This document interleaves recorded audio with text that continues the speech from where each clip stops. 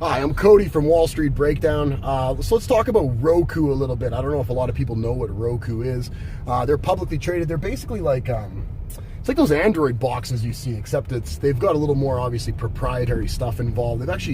They've got it so you can use it and you can make your own TV channels and stuff like that and do your own streaming. I can't remember what the software is called. They've got their own proprietary software so you can do this. They've hooked up with a lot of companies, right? Like they stream Amazon, they stream CBS All Access, they obviously stream things like YouTube and stuff like that. There's a litany of stuff that they stream. And since their earnings came out on November 8th, they've been up 140%. But it really comes down to the fact that there's just so many streaming companies available, people that do this. Cable is just not something that I find to be overtly viable anymore, especially with a newcomer coming into the industry.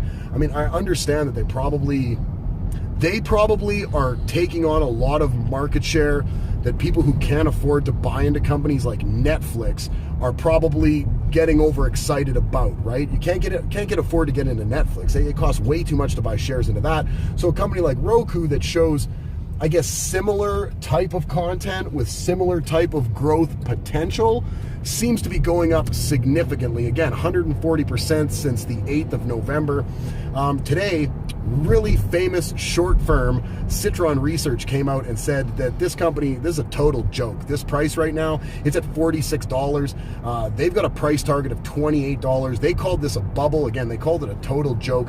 They're going to have one of their analysts, Andrew Left, on a halftime report tomorrow on CNBC, and he's going to explain the position on Roku a lot better. But it's just something that it seems so significantly tied to the market space and how much competition is going to end up being out there. You already have competition from Netflix. You have so many different avenues that you can get all these other streaming services on. And I mean, I understand that they've conglomerated a lot of this together, which does make it a little bit easier, but what really separates them from any other like cable provider that has already streamlined a bunch of stuff together? Like I've got a computer, right? You've got a computer, I'm sure you do. You can go out and basically get all this stuff already without going out and spending the money on the actual Roku platform. So they do have the ability, like I said, for people to create their own content, their own channels through their own software. It's definitely a bit of a sandbox that way, where it gives people the ability to create from a creator standpoint.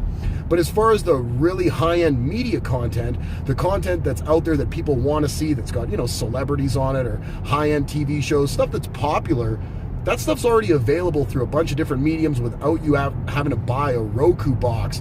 So the growth seems to really be tethered to the fact that it's very expensive to own Netflix.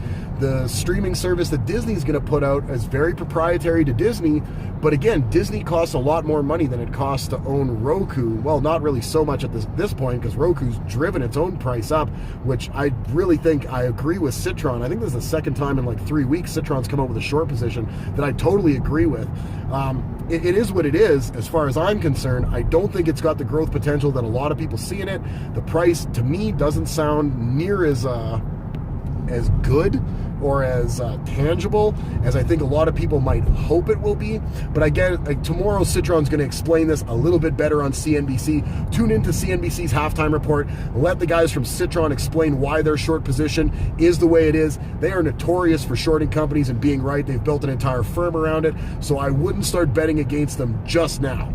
I'm Cody from Wall Street Breakdown. If you haven't already, click the subscribe button, notification bell, thumbs up for this video, all videos, thumbs up for you guys. Don't go out there and doing any shorting or anything like that, anything too risky, without definitely talking to your licensed professional financial advisor. That's the best bit of advice that I can give you.